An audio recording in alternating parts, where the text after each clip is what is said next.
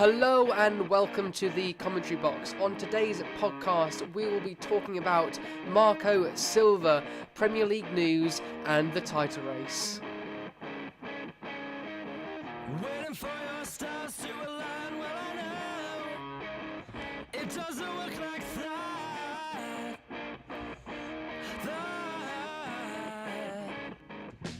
So yes, hello and welcome to the commentary box. As always, I am Sam Turner, and of course we are joined by Jake Griffiths. How are you, Jake? I mean, just to say before you answer that, we would like to apologise that the fact that it's coming out on a Sunday night rather than a Friday night. It's just the way that mine and Jake's schedule has gone that we haven't been able to record it. You know, we've had a bit of fixture congestion, you could put it. But yes, yeah. How are you, Jake?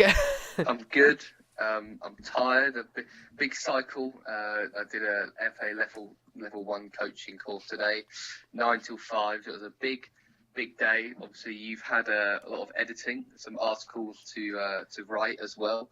So we've been busy, and that is the perfect way to describe. We've had some fixture congestion that's been rearranged to a Sunday night fixture. Exactly. Will we ever hear that in the future? Who knows? Some exciting Sunday night podcasting. But yes, actually, that's a good kind of topic to start on. Yeah, you're doing your coaching badge, your first coaching badge, aren't you?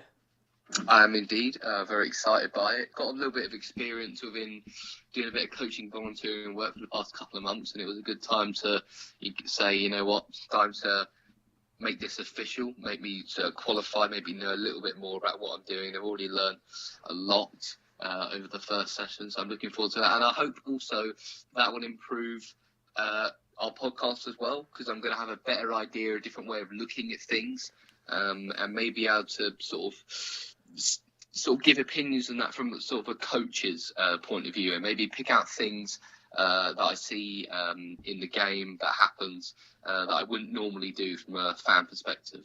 Brilliant. Yeah, I couldn't have said that better myself, because I guess you can bring in a kind of coach's kind of bit of knowledge into any debate. But yeah, it's great news, and I hope it all goes well. And don't worry, I've already asked him off air about whether he's met any kind of famous players doing the badges, but sadly not yet. But you never know, further down the line, you could find someone like, I don't know, a retired footballer, basically doing the course with you. So yes, anyways, let's get into our first topic of today's podcast, and that is Marco Silva. Now, of course, Everton did all they could to get this man in charge and to kind of build the club, because, of course, they're spending a lot of money at the moment as a club. But things aren't really going well on the pitch. I mean, they've got the big names with Sigurdsson. It's still got Idrissa Gueye there. The Calvert-Lewin's doing well. They've spent big on players like Digne. But yeah, it's not clicking. And of course, they lost to Watford this weekend. And that means they've only won 3 and I think 10 games. And in those 10 games, they've lost to Millwall and in the FA Cup. And it's just not looking great. And I want to know, is this Marco Silva's fault necessarily? And do you think, if it is Marco Silva's fault, do you think he should be sacked? Very interesting point and good question. I feel like with him personally, I would give him more time at the moment as it is. I don't feel we're quite at the stage where we're going, you know what, is he going to stay? Is he going to go? Are we Silva in, Silva out? I don't feel like I'm at that stage yet. However, you can't ignore the fact of the amount of defeats they've had recently. You just name them, especially. I think they've only won one game this year. And obviously they played some good teams. I know they lost to City, but they've played teams that aren't amazing. Someone like Wolves lost 3-1 to. I feel like Everton and Wolves should be on about the same level. I know Wolves have been doing very, very well this season, but 3-1, especially when Everton at home, is not a great result. Obviously, they lost to Watford more recently, and things. I'm just trying to think back as well. I think they got a narrow victory against Huddersfield. That was the game that they've won, but they've lost to the likes of Southampton and Leicester, and things haven't. Those sort of games there, you look at the City one and the Wolves one, you probably think, okay, losing those, that's fine. But when you lose to Leicester, who's a team where, again, around the same area as you, You've lost that one. You've lost to Southampton. You've lost to teams lower down in the table than you. Knocked out the FA Cup by Millwall. Things have been very, very poor lately. But I'm sort of in the boat that I don't think his players are performing well. Normally, when a team is struggling and doing poorly, there's always that maybe possibly one or two players. They get a goal here and there. They're developing themselves a little bit, but I don't really see that for any of the Everton players right now. And I feel like things are just going from bad to worse as the game goes on. There's more pressure on him. I do think he's a good manager. I know, in terms of wins, he's not had the greatest record at his two previous clubs he's been at in the Premier League, which I believe were Hull and Watford. And he just hasn't quite grasped it yet, and I feel like he needs that little bit more time and might need, potentially just another transfer window to start make that team his, because things at the moment are just poor. And I don't know, you look at the likes of sort of Pickford and you see, has he been playing well at all? Obviously, when a team's in poor form, they don't. But I have not seen him play well for a very, very long time. And I always watch the highlights of all the games, especially look out for the young English players. So I'm looking at Pickford, and he makes a couple of mistakes here and there, and he's not playing great at all. You look at other players like Calvert-Lewin, hasn't scored in a very long time. Chet Tosin missed a very good chance against Watford the other day. If midfield is not playing very well, when things aren't going great at all, I know it's difficult to sort of pin it on one thing. I personally don't really know too much what the area is, but I don't feel like this squad is Silva's enough, and the style of football is Silva's enough, and he's had enough time to really implement, his philosophy, his tactics, and everything. And he was the sort of manager who, we didn't get too many results at the clubs he's been at, but we saw improvements as they're going along. We haven't seen that yet. But I don't feel like he's been here long enough, and this has probably been his biggest challenge yet, because at the previous club there's obviously very low expectation of how they're going to do, and Silva did make that a bit better. Here, there's Everton are a more established club, and they do better in the league and that, so it's going to be harder for him to sort of bring them up. I just think it needs a bit more time. Yeah, I see what you mean on a lot of those those points, and with Marco Silva, I think since he joined Hull and only just missed out on keeping them up, he's obviously had a good reputation. But for me, I think his biggest mistake was leaving Watford, or getting his head turned at Watford, if that makes any sense. Because, of course, they sacked him in the end because of poor performances. But I think if he had stayed at Watford and not had his head turned by Everton, he would be in a lot better position than he is now. I mean, he might still be at Everton, but as long as he's committed himself to Watford that season, I think he would have more respect and be maybe given more time by Everton, because I just still think he's unproven, if that makes any sense. Well, there's a lot of hype around him, but what has he actually gone on and achieved here in the Premier League? Not a lot, really, because he fell apart at Watford. He didn't quite manage to keep Hull up, so it's one of those things. And obviously he is talented, but at the moment he's got a lot of good players at his disposal. Probably one of Everton's best squads, probably since Martinez left, basically. Because of course you've got Zuma there as well, another player. But there's something tactically wrong, I think. He's obviously not getting the best out of these players, and a lot of the thing is, I think in the media now, is the fact that they're conceding lots of goals from set pieces, and that's like they're most vulnerable to. They just let them in. So I think it's a bit of that, obviously, and the fact that Silva isn't obviously getting his message across. But you did mention about transfers, and I think I do agree with you there to some extent, because if you look at the team, I don't see any leaders. I don't see any aged professionals. I mean, you got Jagielka and Baines. Is Ashley Williams still there? No, he's on loan at Stoke. So again, there's no kind of not a lot of those kind of players that can muster the squad. So I don't know if that's Silva's fault for maybe wanting too many young players and too many kind of big names, or whether it's the directors and the board's fault for going after these players. But there's definitely a lack of leadership in this Everton squad, which I think is going is obviously having an effect, and maybe suggesting that Silva isn't to blame. And as you said, I think he should have a bit more time. And How long would you give him? I think I'll give him to the rest of the end of the season, see where they finish, and then see how he does next year. And if he starts off badly, that's the time to do it, because obviously he's being given a chance, a fresh kind of new season after this. But if he doesn't perform next year, he's gone for me. But I feel like that could. I'm just sort of giving you questions here, not necessarily what I think, but that could, Backfire. Imagine, they give him to the end of the season. He invests a bit, tries to make his squad himself, and then starts the next season off poorly, awful run, and then Everton, very low in the league, and they've got to sack their manager. They've got to do it all over again. They're midway through a season, and things are just. It's a bad position to be in. They could try and play it safe if it works well in the end, by sacking the end of the season or potentially earlier, getting someone new in, get them used to the squad. They've got that transfer window to bring players in, make them their own, have a good start to the Premier League. But again, that's a risk again. I don't really know. I feel like Everton have been fairly loyal.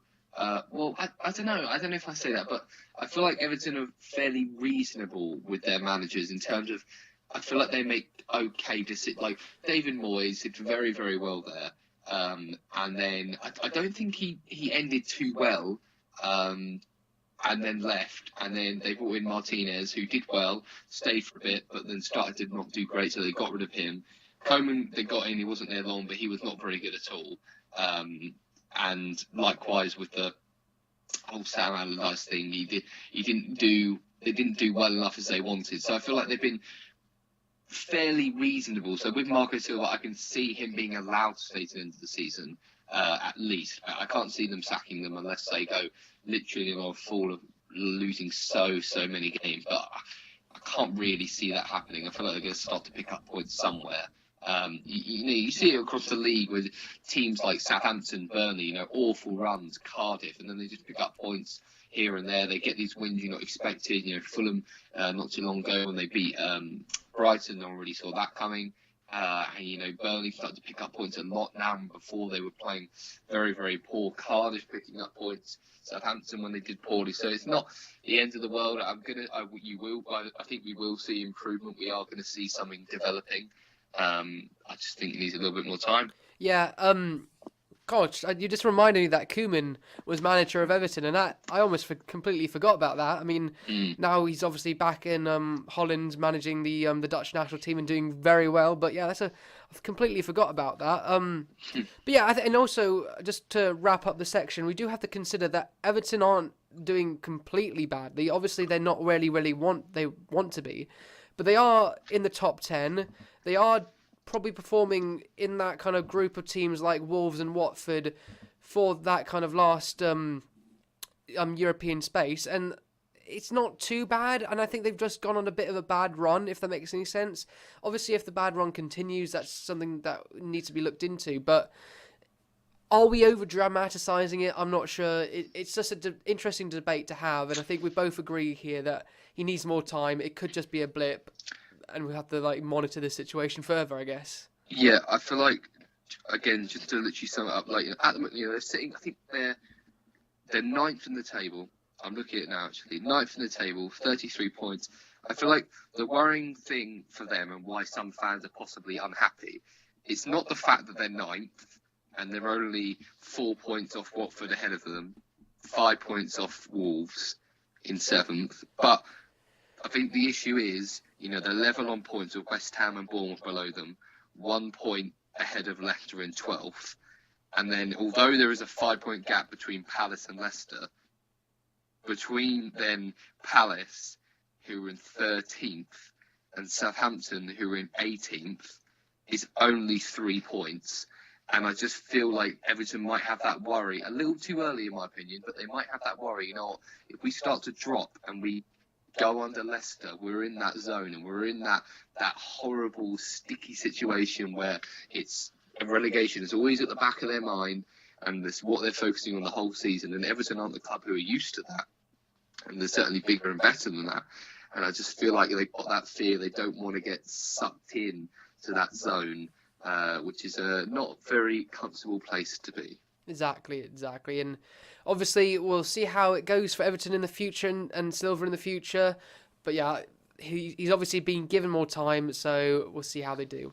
But yes, that kind of wraps that up nicely. And now we're gonna kind of go on to a bit of general Premier League news. And I think we should start with Sarri. I mean, we're not going to talk about Sarri too much because I think we're planning on doing like a bit more of a topic on him next podcast on Thursday. But we can't fail to mention Manchester City's 6-0 demolition job of Chelsea tonight. Basically, it's Guerra got hat-trick. It was horrible for any Chelsea fans to watch. I reckon it's not good, and that's 2 away defeats on the trot where they've conceded 4+ goals, and that is not good for any team in anywhere in the league. So I just want to get your thoughts on kind of what's gone wrong at the moment with Chelsea. Yeah, I feel like we talked about this the other day, and I was still a little bit stuck. I'm still a little bit stuck now. I feel like, obviously, as a manager in previous history, we know the style he played, like played 3 at the back, was very successful in Italy with that. Brought in players like Higuain, Jorginho. Jorginho hasn't really played well at all. I think he's had one half-decent game, and that was against Tottenham in the Cup not too long ago. And then Higuain did well when they got some goals past Huddersfield. But apart from that, haven't been playing well. And I feel like, Chelsea have lost a bit of that stability and that stronghold that they used to have.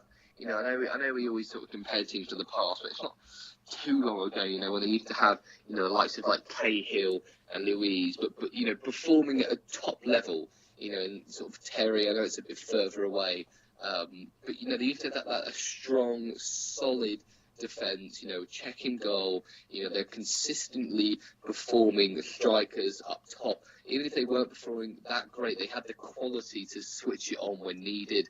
They did very, very well when they had the likes of Diego Costa. When Hazard's in form, he can cause trouble to any team in the league.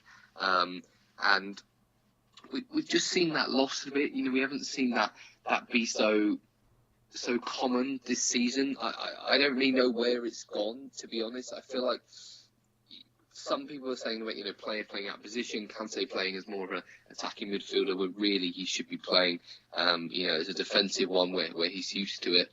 But to be honest, Sam, I don't really know too much, and I don't want to sort of dive into tactics when I'm not too aware what's going on. But for me, I've tried to look into it a lot, and I've done a little bit of research on it, and I do find it hard to struggle to see where it's coming from. I feel like there's a little bit of lack of creativity, but we still see players like Hazard and Willian performing well, but there's just no consistency. And I know that's quite a general thing, because that is sport. To be consistent, you'll be successful and things like that. But that's what they lack, and it's hard to sort of put a finger on it. It's not really personal like mistakes. I don't think it's too many bad decisions. Like a couple of bad passes here and there, which could lead to goals, but that happens in every team. I feel like potentially Chelsea are getting a little bit unlucky. I don't want to be too strong on that. I don't know. What do you think? I mean, it's a tough situation. It's a big transition period for Chelsea, and I think it's the toughest one they've had to go through yet, because Sarri is very tactically astute and, in a way, very stubborn with tactics. I think during his time at Napoli, he only had 12 trusted players, basically, and the rest of the players were kind of just there for fitness if players couldn't play, basically, at Napoli. But here, I think with Chelsea, he's trying to put his tactics on this team, and it's obviously not working completely, and he's not changing it. So that's my assessment of it. I don't think they have been unlucky. I think you can't be unlucky and lose 6-0 to City. It's got to be something else there, and you can't be unlucky by losing 4-0 to Bournemouth. And in that situation, it's something to do with the players and something to do with the tactics and something to do with Sarri. But can I pinpoint it? Probably not. And it's going to be one of those things that might come out in the future if, say, Sarri leaves, or we just might never know, and it might just be a blip, and Sarri will kind of get control of the players and get control of tactics, and it'll just be a blip. But who knows? I just don't think it's unluckiness. It's something wrong at the moment, though. Yeah, I know what you mean. I feel like there is some underlying problem, but I feel like he doesn't know what it is. Yeah, I don't think he knows it himself, does he? And I don't feel like too many people do have an idea what it is, and if it is, they're unsure. Like, I wasn't really sure, so sort of could it just be unlucky after a lot of games? But I feel like there's definitely a problem there, quite a big problem, and probably even worse that he doesn't quite know what the issue is yet. Hopefully they find out just for the sake of the team and trying to perform well and be, get them back amongst, that top level where they should be. Chelsea's the sort of team that really should be finishing top 4 year in, year out. Good, decent squad this year. They're 6th on the table. I know it's only a point off United in 4th, but you can really see that quality gap between, City, Tottenham and Liverpool. And then there's 9 points between Tottenham and United. So there's a big gap between those two.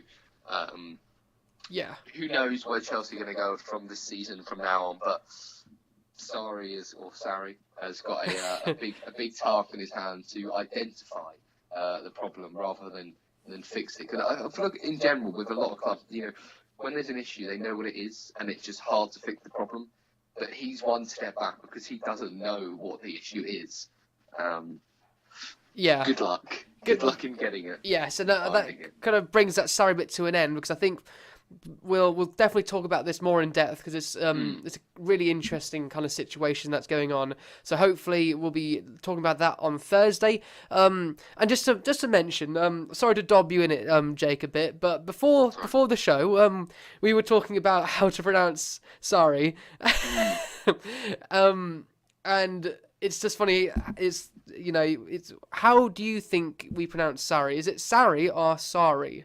I'm still not sure myself, but it just when you got it wrong, it just reminded me of that, and I just thought I might as well kind of dob you in it there. Maybe we should do a poll on that. I'm not sure how we would change the spelling to make it sound like how we think it's pronounced. Yeah. But, Sarri or Sari? I don't know. I've always said Sarri, but I've heard a lot of people say Sari, so it could be that. I don't know, but we'll definitely do a poll on that. We've also got another poll running right now, which we'll get to a little bit later. We'll explain at the end of the show, but it's to do with whether we think Tottenham are in the title race. Is it another 3-horse race, or is it going to be City or Liverpool who take the day? Yes, so go check that out now if you want, midway through this podcast. You can do that by going over to our Twitter, which is @BoxedCommentary. But yes, I'm a bit wondering where we should go from here. Should we talk a bit about Man United and how they have knocked Chelsea and Arsenal out of the top 4, or should we head a bit lower down the table and talk about maybe Cardiff and Burnley's recent resurgence? It's up to you. Let's start our way at the bottom. Okay. We'll work our way up. Okay, so yes, of course, Cardiff. It's been a very traumatic few weeks, obviously, for the club. But I think something around the club has made them kind of come together, and obviously with Salah, his body being found, I think the club have kind of come together, and there's been a real kind of new team spirit, and it's meant they have 1-2 on the bounce, which is amazing for Cardiff, and it takes them out of the relegation zone, which Jason Mohammed was very, very happy about on Final Score. And I just want to know, do you think Cardiff are going to be safe this year, and we kind of wrote them off too soon, or do you think it's just a few wins and we can't look into it too much? Yeah, I feel like there could be a serious turn in form here. 60th in the table now, point off the relegation zone, very, very tight down there. But in recent times, we've seen a turnaround. It feels like everyone's fighting for each other. They're fighting for the manager, they're fighting for the club and the fans. Obviously, tragic event has happened. They're making the best out of a bad situation. They've got a horrendous tragedy where a player has died who's going to join their team. A lot of them met him, and it's a really awful thing that could happen. But they've almost looked at it and they've gone, you know what, we can obviously stay and get upset about this and keep down, or we can see what has happened, respect it, and almost they're playing for him. Yeah. In some respects, they're saying, you know what, you wanted to join our club, you wanted us to do well, we're going to do well for you because you unfortunately cannot be here. We're going to try and play for you. We're going to do well, and we want to stay up. And because it'd be whole involved with him, he obviously died in the plane crash, but it's going to be like, you know what, they fought and they fought and they fought and they stayed up, and I can see them sort of at the end of the season, if they do stay up, saying, we did it for him. He motivated us and inspired us. There was so much about him that could have been great with the club, and everyone's so upset that he never got to really show potential. But we're doing it for him, and they've I know it's weird. I don't want to word it badly here. They've not used the incident to sort of motivate them, but they like I said, they've seen a bad situation. They've gone, we're going to make the most of this. We're going to play for him, and you can really see that because there is this passion and again they're grinding out results, which we see a lot of teams doing now. It's not so getting these fancy wins here and there, but when they go for a tough spell, they grind, and that's exactly what Cardiff are doing. And it looks like at the moment, if they continue this form for a bit, they're beating teams around them. They beat Southampton most recently, so a very, very important win to get there. So it's looking like they could do very well. And yes, of course, Jason Mohammed will be absolutely chuffed. And I feel like Cardiff have got a very good opportunity right now. Get a really good run of form. Just get them away a little bit. Yeah. They're not going to continue that good form for the rest of the season. Just get out of there for a bit. Keep afloat for a while. Exactly. Focus on your football, and then let's try and develop and slowly build. But for now, it's just win, win, win at all costs right now. To get them away, because it just takes a bit of pressure off. You can play your football a bit better. Because we don't often see teams, playing okay for the whole season, and then suddenly at the end they start to drop down and go into it. We don't tend to see it. We always tend to see teams who are always around the mix the whole season, and then they go in. So if Cardiff can boost out, they've got a very good chance, which will affect whether they stay up or go down. Exactly. Elsewhere in the relegation zone, of course, we've seen Southampton drop back in it. We've seen Burnley kind of had a recent run of a few good games. And of course, Huddersfield are still very, very far down at bottom. They're 13 points off safety. I think Huddersfield, for me, I don't think they can survive.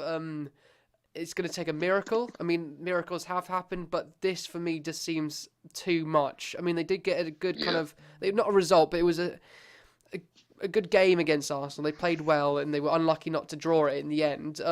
But for me, I think for them, they're planning for next year. I would be kind of making sure they don't horribly fail, and kind of just make sure they're ready for the next season in the Championship. But yeah, Burnley, you wanted to talk a bit about Burnley and their recent resurgence? Yeah, I wanted to mention Burnley because Burnley have done very well lately. Again, they're only at 3 points off the relegation zone, but we saw Burnley for a long time playing very, very poorly, and this is quite unlike Burnley. They tend to be quite a strong, structured team. Had a very good season last year. But they've got some good recent results. I think they got their away win yesterday against Brighton.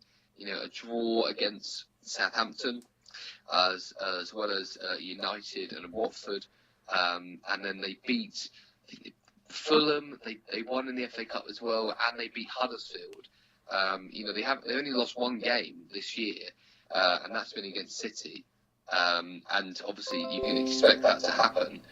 So they've got a big surprise there. But we've seen a transformation, and we've seen obviously Burnley are very loyal with Sean Dyche. I'm not going to suggest for any minute or even before they would have thought about sacking him, but you can see that he's still got that quality that even when the team is performing poorly, stick with him, keep working, and we see a change.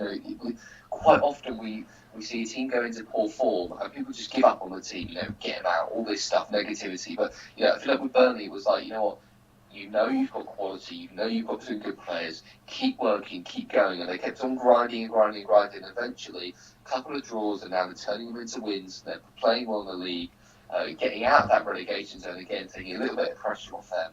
Because last season they're doing very, very well in the league and a lot higher than they should be right now. Yeah. Burnley used to be sort of along the likes of, the Leicester, Everton, I guess Wolves of this season and Watford.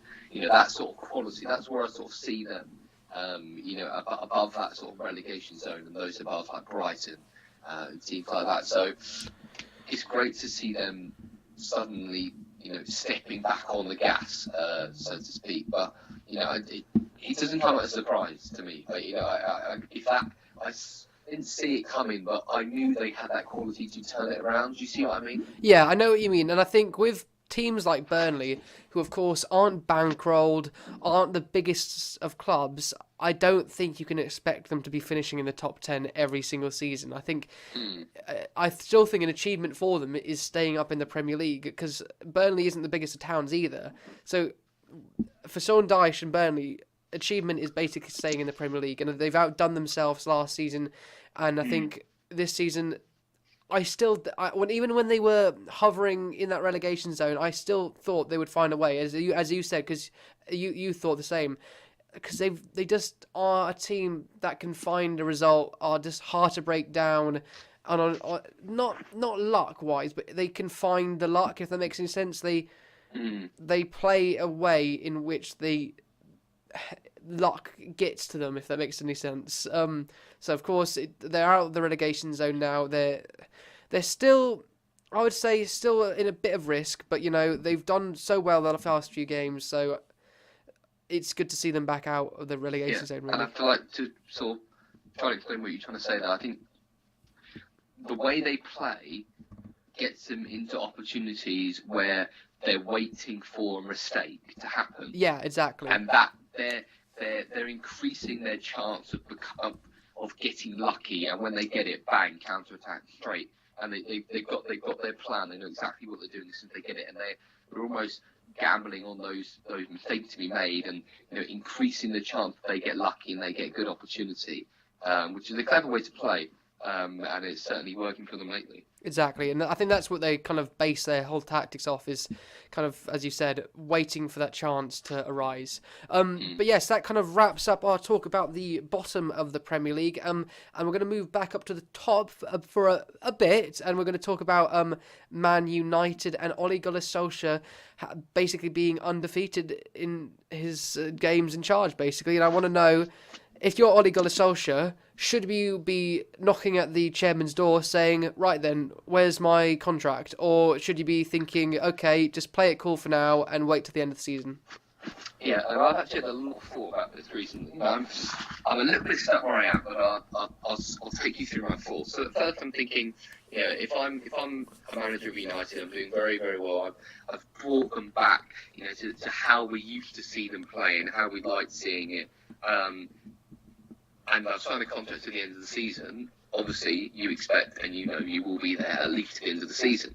Now, the chairman and the owner can look at it and think, we got him into the end of the season. He's done his job very well, but we never got him in for a long-term thing. That's not who we want. And they could say, no, thank you.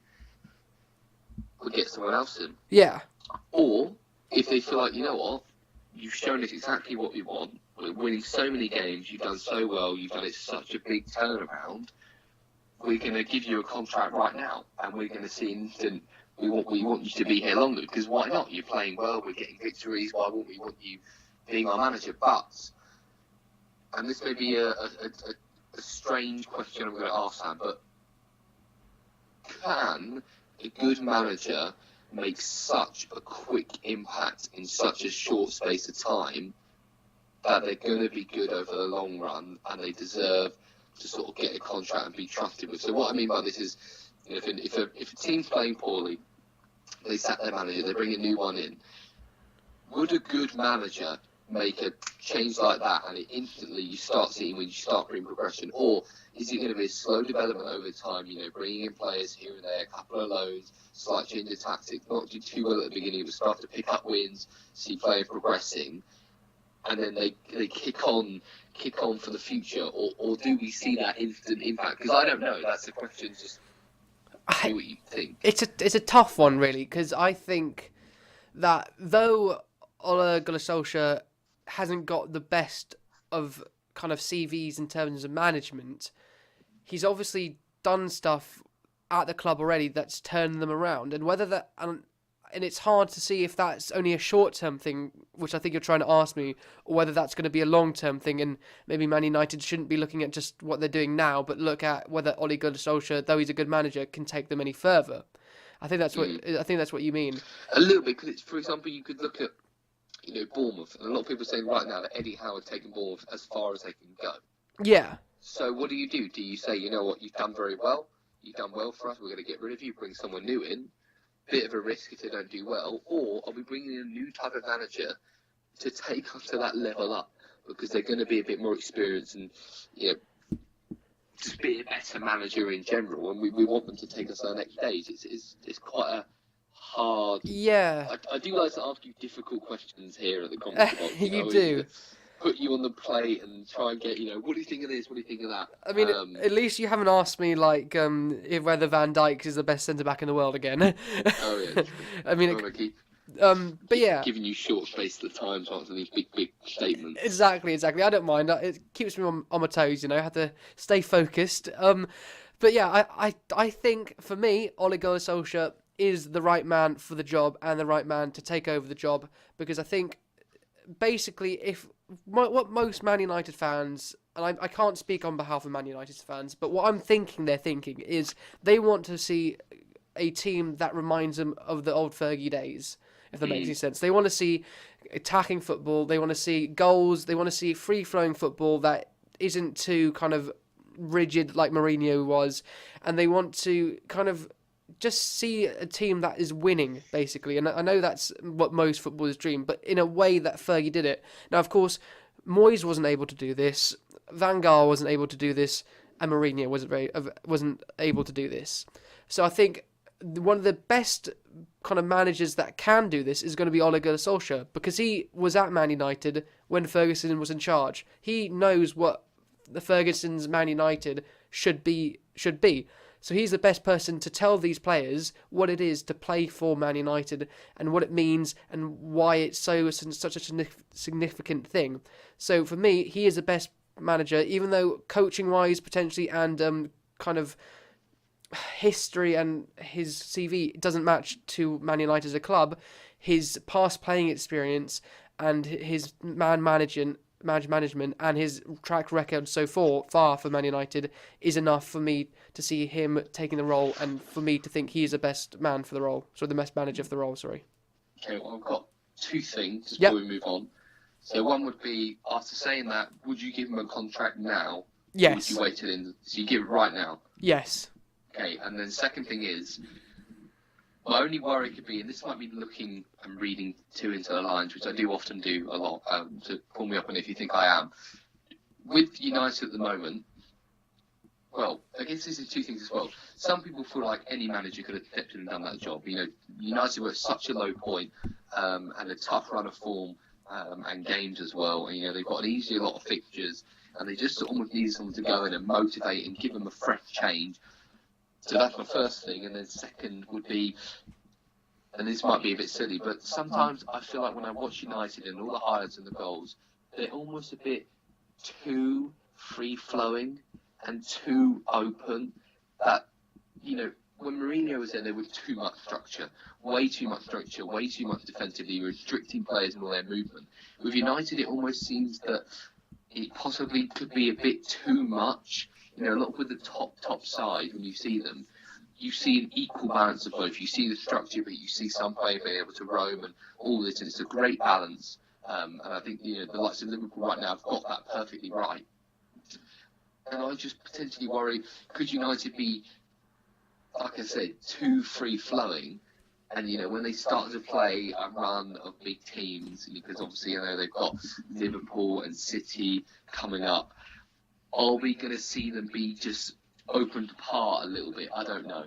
I see what you mean because teams can be too open sometimes, but they're winning games. I mean I know there's been a few True. scares like at Burnley, and they could have lost to Tottenham easily, but they are finding these results, and that's ultimately what Ferguson used to do.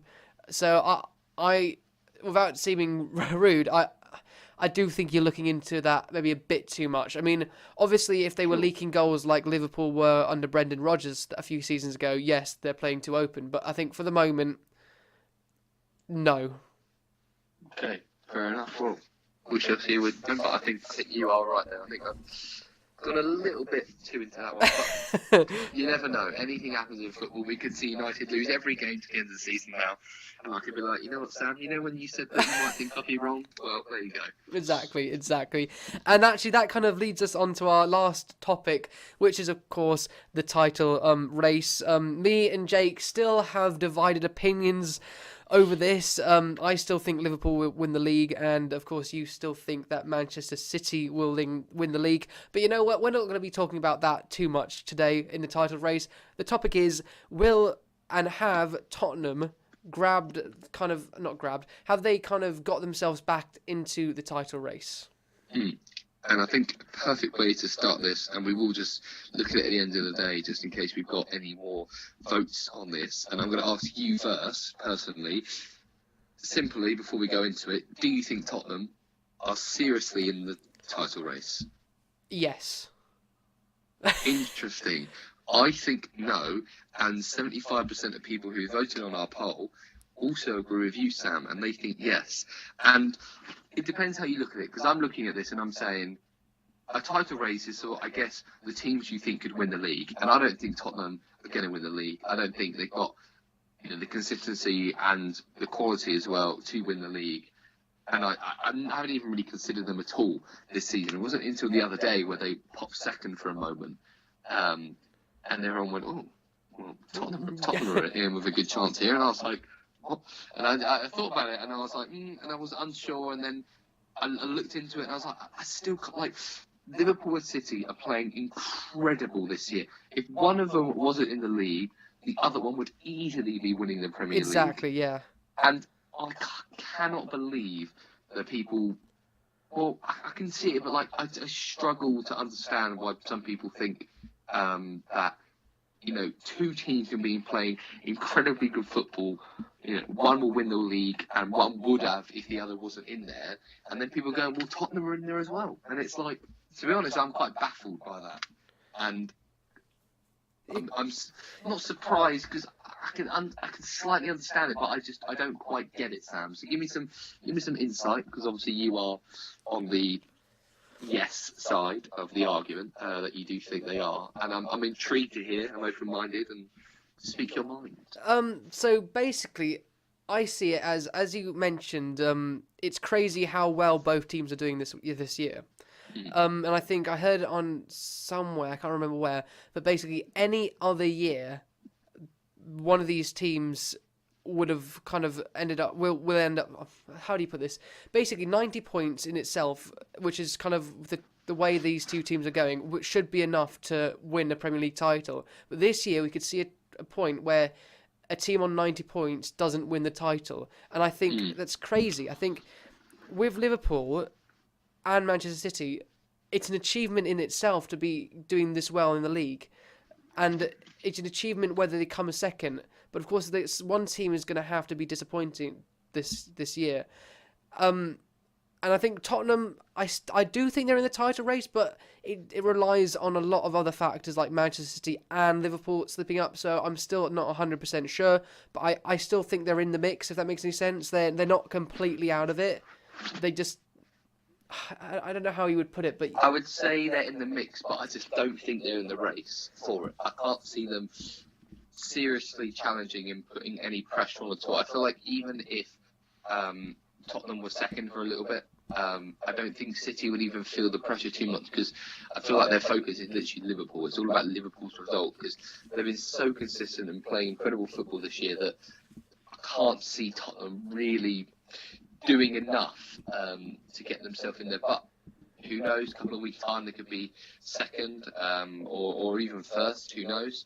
and we could be talking about a completely different type of title race and how wrong I was. But it's difficult for me to sort of see if they get in there, but I'm unsure.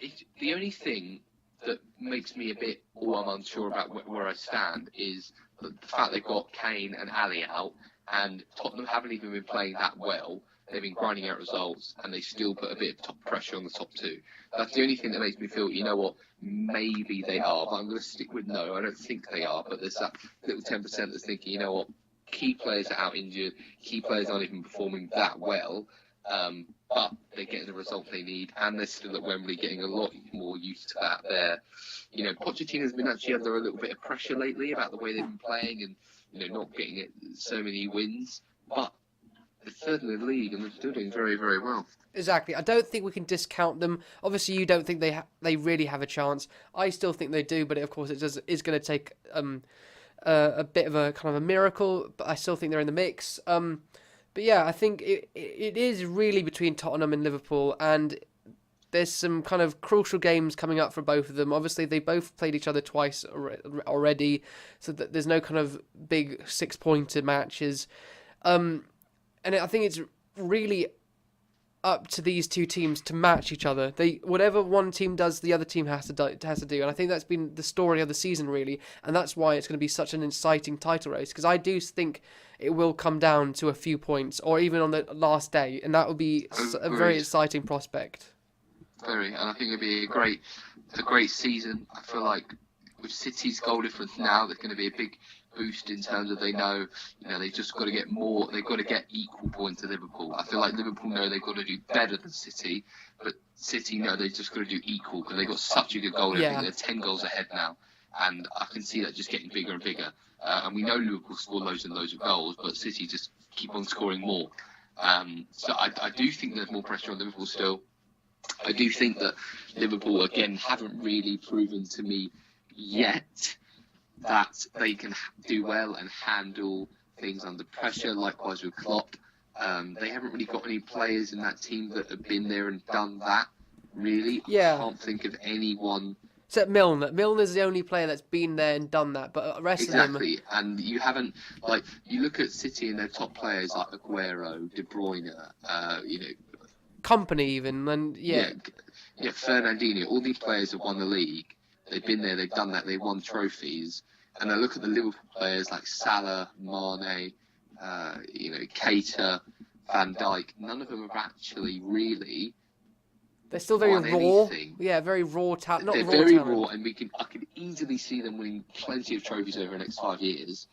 But I haven't seen it yet. I haven't seen them cope under that high pressure, and that's why I'm just still a bit hesitant, and I hope I'm right. It'd be nice to sort of stick with something all the way and I turn out being okay, but we shall see at the end of the season. But I think this is nicely wrapped up this section, Sam. Yeah, exactly, and that kind of wraps up the podcast overall as well.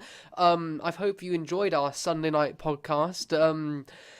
And basically, we'll be back on Friday, hopefully, so check that out. We'll be probably talking about Chelsea and, of course, of Champions League. And I think Europa League is back this week, so that should be some exciting games there with Borussia Dortmund, Tottenham, PSG, Man United. So that's exciting. I'll definitely be going to watch a few of those games. But other than that, that's about it. Do you have anything else to add, Jake? I feel like just keep in tune with the podcast. Apologies again for the late one, but we're looking to be more consistent. And I think things are going well at the moment. We're raising good points. Hopefully everyone's enjoying it. The new sounds as well is obviously a more recent thing.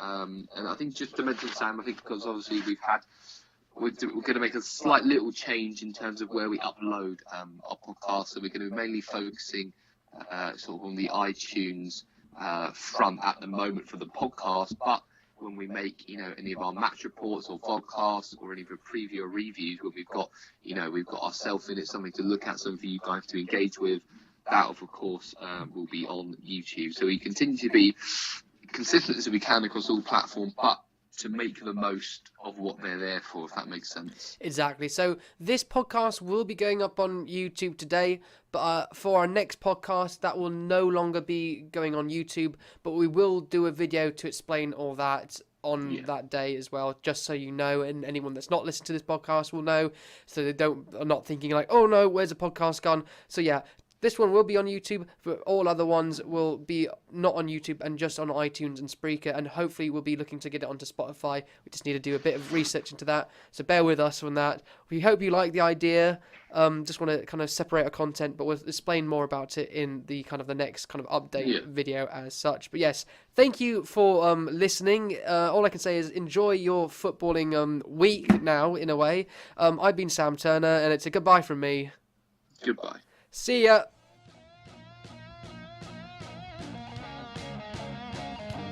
Thank you for listening to today's podcast. If you'd like to get involved with us online, you can do so on social media. We're on Twitter, Instagram and Snapchat. We do lots of polls and posts on there.